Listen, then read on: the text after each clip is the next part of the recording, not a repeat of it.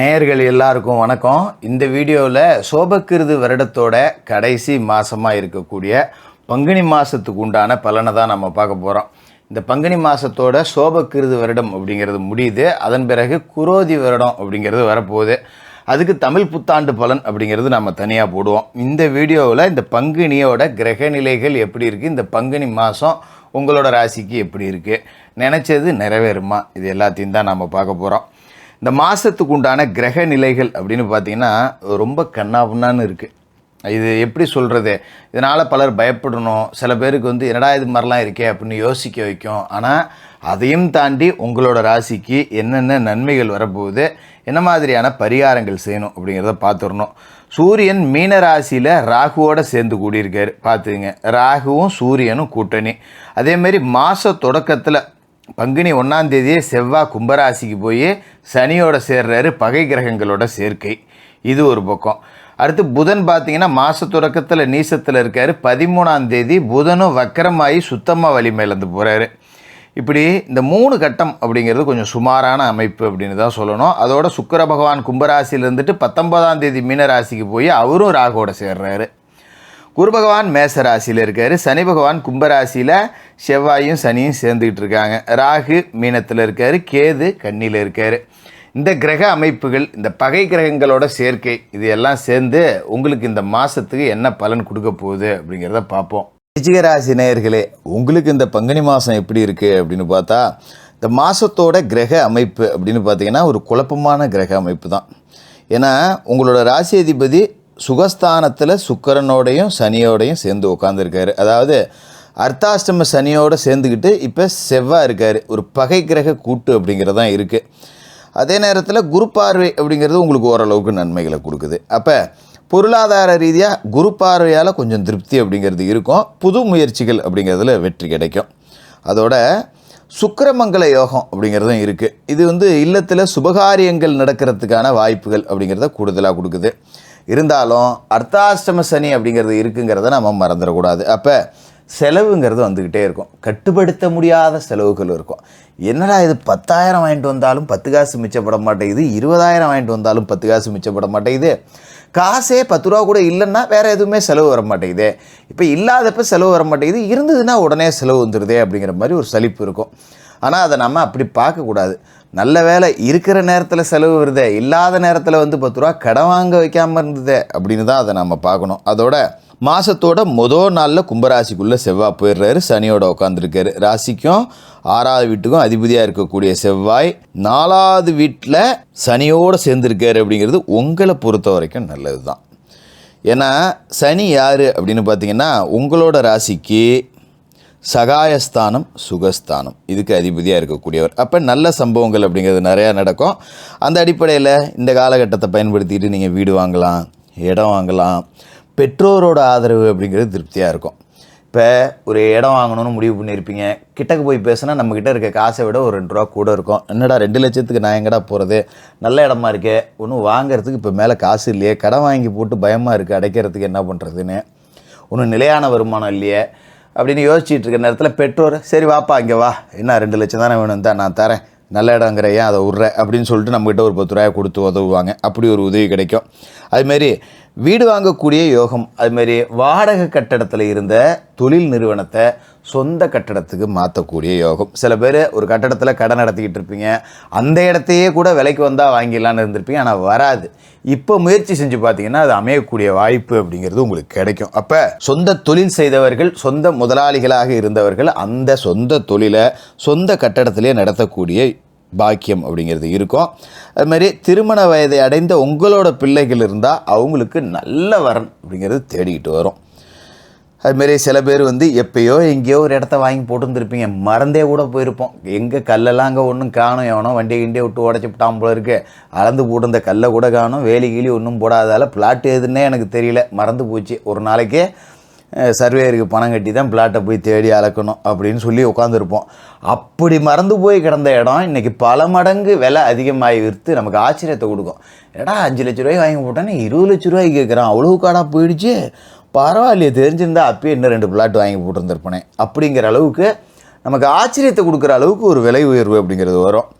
அதுமாரி மாதம் தொடக்கத்திலேயே மீனத்தில் நீசத்தில் இருக்கார் புதன். 13ஆம் தேதி அன்னைக்கு வக்கரமாகி போகிறாரு. ஏற்கனவே நீசம், இப்போ வக்கரம்.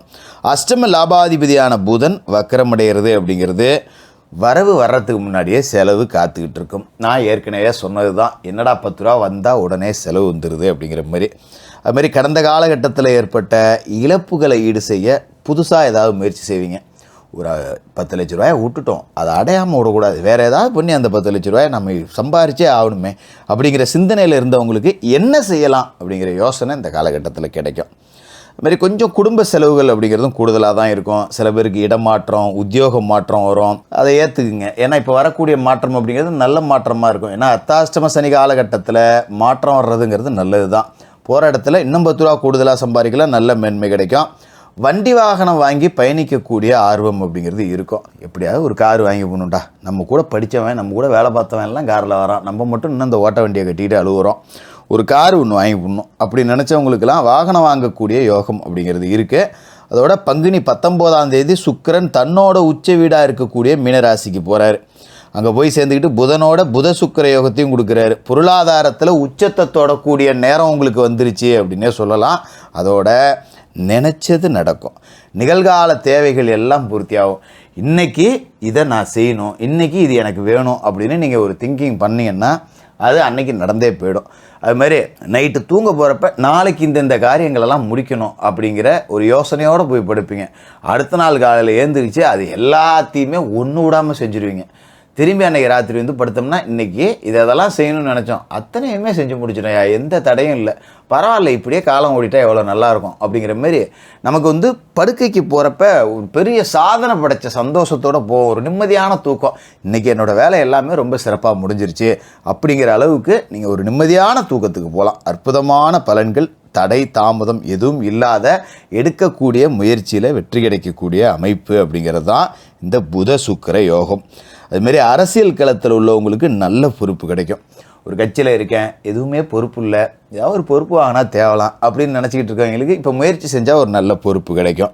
அதுமாரி கூட்டுத் தொழில் செய்கிறவங்களுக்கு பங்குதாரர்கள் புதுசாக வருவாங்க.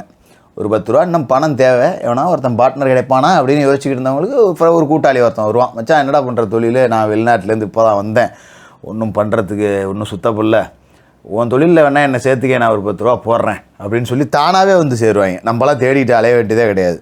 தொழிலுக்கு பணம் வேணும் அப்படின்னா கடன் வாங்கணும்னு அவசியம் இல்லை. ஒரு கூட்டாளி தானாக வருவான், நான் 10 ரூபா போடுறேன், நீ 10 ரூபா போடு, 2 பேரும் சேர்ந்து பாடு போடுவோம், ஆளுக்கு 10 ரூபாயாக பிரிச்சுக்குவோம் அப்படின்னு அவங்களாவே தேடிட்டு வருவாங்க.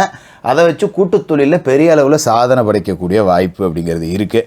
அதோட புது வாழ்க்கையில் இருக்கிறவங்களுக்கு மனதிற்கினிய சம்பவங்கள் அப்படிங்கிறது நிறையா நடக்கும். நிறைய தள்ளி போன காரியங்கள் அப்படிங்கிறது தொடர்ச்சியாக நடந்துக்கிட்டே இருக்கும். பொருளாதார நிலை நல்லாயிருக்கும். மாணவர்களோட கல்வி அப்படிங்கிறது ரொம்ப சந்தோஷமாக இருக்கும். நமக்கே ஆச்சரியமாக இருக்கும், என்னடா புள்ள 10வது ரேங்க் எடுத்துக்கிட்டு இருந்தது, இப்போ திடீர்னு 2வது ரேங்கில் வந்து நிற்கிது, பரவாயில்ல ஏதோ படிக்குது போல இருக்கே அப்படின்னு. நம்ம புத்தகத்தை எடுத்து படினா ஒன்றும் படிக்காது. வீட்டில் பொம்பளைங்க உன் பிள்ளைங்க படிக்கவே மாட்டேங்குது, நீ எதுவும் கண்டிக்க மாட்டேங்கிற, போக மாட்டேங்கிறம்பாங்க. நமக்கு தான் கோவம் வரும், சொன்னாலும் அதுவும் கேட்க மாட்டேங்குது. என் வீட்டுக்காரம்மாவும் நொயின்னு கத்திக்கிட்டு இருக்கு, புள்ளைய வந்து மூஞ்சி தூக்கிட்டு உட்காந்துக்குது, 2க்கும் அட்டி தட்டி சட்டை தான் நடக்குது. இப்படியே போனதெல்லாம் மாறி தானாக புத்தகத்தை எடுத்து வச்சுட்டு படிக்கும். நமக்கே பார்க்க சந்தோஷமாக இருக்கும், ஏதோ அறிவு வந்துருச்சு போல இருக்குது புதுசாக அப்படிங்கிற மாதிரி. ஒரே ஒரு குடைச்சல் என்னென்னா, மாதம் முழுக்க சூரியன் ராகு சேர்க்கை இருக்குது. ராசிக்கு தொழில்ஸ்தானாதிபதியான சூரியன் பூர்வ புண்ணியஸ்தானத்தில் ராகுவோடு சேர்ந்துருக்கார். அஷ்டமஸ்தானத்துக்கு அதிபதியான புதனோடு சேர்ந்து புத ஆதித்ய யோகத்தையும் கொடுக்குறாரு. இதனால் கல்வி சம்பந்தமான முயற்சிகள் கைகூடும். கடல் தாண்டி சம்பாதிக்க போனவங்க போகலாம். ஆனால் இதால் பிரச்சனை என்னென்னா உடல் பாதிப்பு அப்படிங்கிறது வரும். திடீர்னு உடம்பு அசதியாக இருக்கும். தேவையில்லாத இந்த விஷப்பூச்சி கடிகள்லாம் வர்றதுக்கு வாய்ப்பு இருக்குது. நம்ம பாட்டுக்காக போயிட்டுருப்போம், ஒரு கொலை வந்து கடிச்சு போடும், சோடி வீங்கி போவோம். இந்த மூஞ்சோட எப்படா வெளில போகிறதுன்னு 2 நாளைக்கு லீவு போட்டு உட்காந்துருப்போம். அந்த மாதிரி வரும். அப்போ இந்த காலகட்டத்தில் என்ன பண்ணணும்னா, விவசாய பணிகள் செய்யக்கூடியவங்க ராத்திரி நேரத்தில் வயலில் போய் வேலை செய்யக்கூடாது. ஒரு காடு கரை ட்ரெக்கிங் போகிறேன், டூர் போகிறேன் அப்படின்னு சொல்லிட்டுலாம் போகக்கூடாது. கூடுமான வரைக்கும் இந்த வனப்பகுதிகளுக்குள்ளே நுழையிறத கொஞ்சம் கவனமாக இருந்துங்க. அது மாதிரி ஒரு வேலையை சுத்தம் பண்ணுறேன், கொள்ளையை சுத்தம் பண்ணுறேன், இந்த மாதிரி வேலையெல்லாம் இந்த மாதத்தில் வச்சுக்க வேண்டாம். ஏன்னா விஷப்பூச்சிகள் கடிக்கக்கூடிய வாய்ப்பு இருக்குது. ஒரு பூராந்தேலு பூச்சி ஏதாவது ஒன்று கடிச்சு பிடிச்சி அதுக்கு வைத்தியம் பார்த்துட்டு கிடக்கணும், அது நமக்கு தேவையில்லை. அதில் மட்டும் உஷாராக இருந்துங்க. மற்றபடி தினமும் குளித்து முழுவிட்டு முருகப்பெருமானை வணங்கிட்டு உங்களோட வேலைகளை தொடங்குங்க.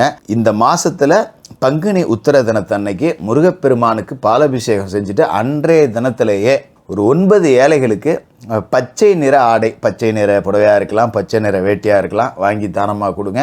அது செய்ய முடியலன்னா அட்லீஸ்ட் ஒருத்தருக்காவது ஒரு பச்சை நிற ஆடை வாங்கி கொடுத்துட்டு அன்னதானம் ஒரு 9 பேருக்கு செய்யுங்க. அற்புதமான யோக பலன்களை இந்த பங்குனி மாதம் உங்களுக்கு கொடுக்கும். விருச்சிக ராசிக்காரர்களுக்கு வாழ்த்துக்கள்.